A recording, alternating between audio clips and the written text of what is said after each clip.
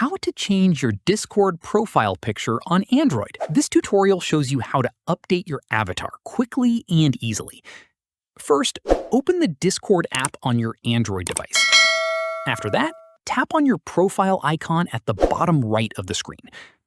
From there, tap on your profile picture or tap on Edit Profile to open your profile editing options. At this point, tap on your profile picture to open the photo options. Let me show you.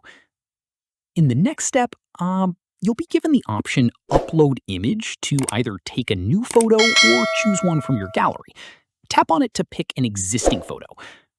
From there, browse through your gallery and tap on the photo you want to use as your profile picture.